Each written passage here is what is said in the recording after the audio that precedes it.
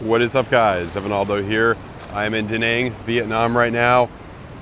Crypto market, there is a lot of different perspectives right now in the crypto market. That's the first thing I will say here. A lot of different perspectives, a lot of different things to look at. Like these hills, these are nice to look at too, but you know, a lot of people have a lot of different views. There's people telling us it's about to go parabolic. There's people telling us, you know, fade altcoin season, it ain't gonna happen this time. You know, Fed is just too tight for now or whatever. You know, it ain't like last time. There's other people telling you it also isn't like last time in terms of that it's gonna go into, you know, 2026 this time for cycle's broken. So, you know, if you look at all the different perspectives, it's kind of like Googling, you know, why is red meat good for you? You come up with a bunch of reasons why it's good for you. And then Google, why is red meat bad for you? You come up with more reasons than you could count why it's bad for you. You know what I mean? You know, it's a different perspective and nobody really knows, you know, what's going to happen. So a couple things, you know, if you want to be as safe as possible right now, in my opinion, obviously not financial advice, DCAing out from now, we're now in October, DCAing out now from October to December 31st makes the most logical sense. Now, if you're a greedy person or you're down on alts and your overall portfolio is in the red, you know, you're bled, you know, against 50, 60, 70% against Bitcoin, which I'll admit, I didn't think it would be that bad. I didn't think it would be that bad, although ETH did make a new all-time high. So, I mean, if you're just holding all alts, you know, you're probably 18 years old or, you know, well, I don't consider, I mean, considering ETH not an altcoin, you know what I mean? Like, you're probably just, you're probably, you know, I mean, just all it's not even ETH. I mean, that's risky, you know, it's risky behavior in any bull run. Like, sure, it may have worked pretty good, you know, last time in 2021 for some points, and at the end of 2017 into 2018. That brings my point to, if it's like 2017 into 2018, things didn't get rolling, I think, until late October. If you look at like others versus Bitcoin or Total 3 versus Bitcoin, it was like mid-October into early January.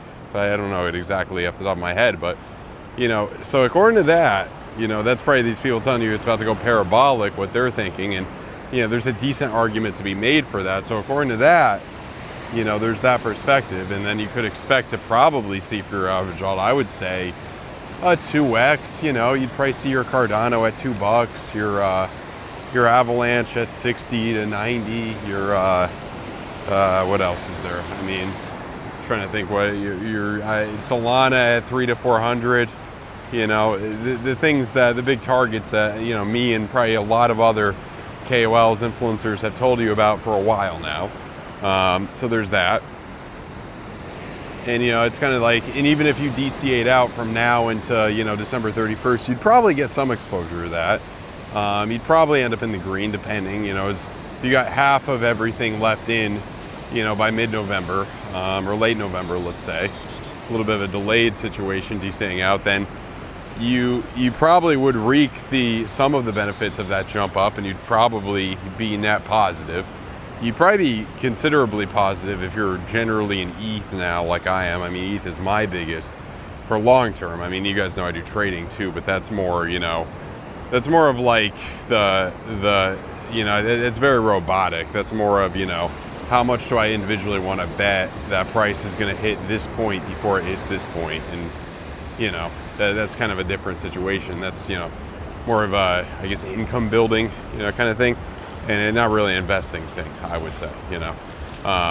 Different situation, different mindset, and a lot of parallels in those mindsets, a lot of overlap, but, you know, different things. So, you know, ultimately, when you look at that, so that would be that strategy DCA out. The other thing you could do that I've been talking about for months and months is Ethereum 3-week on Market Cipher.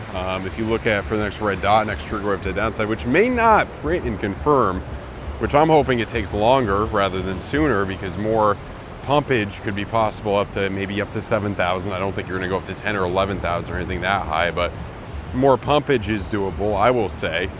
And if you get, you know, more pumpage, then a lot of pain is kind of erased and all that. So the other thing you got to look at too is when the Fed paused last time, it was January. They're, you know, betting odds would tell you they're going to pause again this January, and that would kind of mark the end of it. So that would be the longest I could see us going into. I mean, I don't think it's realistic to see, Bitcoin just continue to blow to 200K, 300K, 400K in 2026. I mean, despite what some people may tell you, I just don't think that's too common. I think everything needs to come down at some point, And I generally think, you look at gold all-time highs, silver all-time highs, like in general, not always, but in general, you want to buy things when they're down at least a little bit or at a discount, or you know what I mean?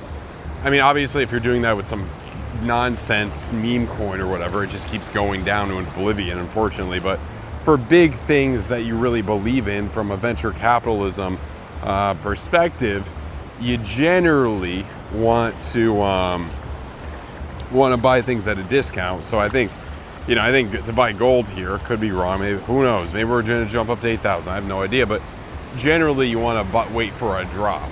And the same thing would probably be said for Bitcoin at this point. I mean, I have some normies texting me and asking me, should I put more into Bitcoin? Should I put more right now? And I'm like, usually it doesn't make sense to buy at the damn all-time high, unfortunately. I'm not saying it's not going to work here. I'm not saying you can't make money doing that, but generally that's not, the most advantageous thing to do from my experience. So that's ultimately, what I look at here. And yeah, I mean, ultimately, it may rain pretty soon, but, there's those things to look at. So, in terms of right now, if you're thinking like, should I get out? If you want to be cautious, I would DCA out. I wouldn't just, sure. Okay, maybe you sell right now and the market nukes and it's all over. Cool. Odds are that's not going to happen, and odds are like you're not going to time it exactly right. You know what I mean? It's all about strategy. It's more about, don't ask what's going to happen. Ask if this happens, what am I going to do? You know what I mean? What is my strategy? What am I, kind of looking at right here? When you look at, like I mentioned earlier, Total 3 or others versus Bitcoin. I mean, if it's like 2017 into 2018, the ball may not get rolling until a couple more weeks.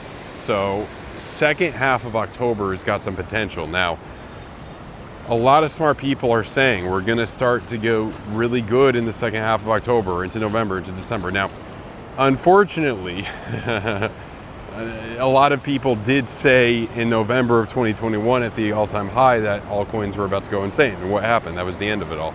So, there's always that chance. No one knows, unfortunately, no one knows exactly what's going to happen. We'd all be billionaires. But I think what I could leave you here with is kind of those things that I've been thinking about, If you can just, I think, stay in there just a little bit more until we see some like better things here, then you'll get, you'll kind of get rewarded here, I think. Now, I'm enjoying life right here, Da Nang, Vietnam. Let's talk about that a little bit, because, for crypto right now, it's pretty much the things all that I could say for it right now. Short term, kind of hard to say. I do think you could bounce here. I do think there's a good shot at bouncing. The place you're at was at 4,300 on ETH. I think there's a good shot that could be a potential bottom. Maybe this week is kind of sideways and you continue forward. Hard to say, obviously. Same for Bitcoin. I think there's some potential here, definitely. So yeah. And, the other thing, let's just talk about Da Nang, Vietnam. This place is, people rave about this place on YouTube. Big digital nomad spotter, becoming one. People rave about it. People really like it. I hope I do not get caught in the rain for like the third time over the past day or two. But it's the rainy season. This isn't probably the best time to visit, but it is a really nice place. The waves are nice. Pretty good for surfing, although I haven't done it yet here. But man, economically, and the thing too is like, it kind of looks like you're in South Beach almost, but it's even like, what's crazy too is like, you could just sit down in one of these places, I think in South Beach, was it, not that like the price really matters to somebody like me at my level, but, just comparatively, like what does it cost in Southeast to rent a chair for a day, like $30 or something? Here it's like $2, you can get food, everything brought to you so easily. You can't even really do that in a lot of places in South Beach. You got to find the certain places. Here it's all over. A lot of big hotels, so you just like look at this place and you're like, wow. It'll get more expensive here. That's one thing. Prices always go up. Some people would disagree with that, but this place could be, because I don't, it's too nice and developed to not go up in price. Like, this could be one of the big opportunities. I don't know if I'd want to live here, you know, for that long. I don't know. I think part of me likes Thailand better, but, you know, very clean city, very very developed. You know, the people on YouTube that talk rave about this this place are, you know, they've been right. You know, they're right in my opinion, and it is really cool. The food is great. I would say food is probably overall better than Thailand. Obviously, it depends what you're into, but yeah, I mean, so it's been cool.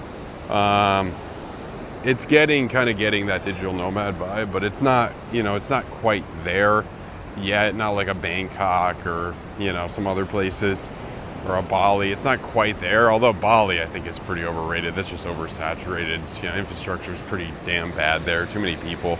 But yeah, I mean, that's ultimately what I'm looking at here. Very nice, you know, just really cool by the water. I mean, you feel like you're in Fort Lauderdale, Florida, so that was a pretty pleasant surprise here. But anyway, guys, I will see you guys really soon. If you enjoyed this upload, please splash the like button, subscribe to the channel if you're new. See you guys soon. Goodbye.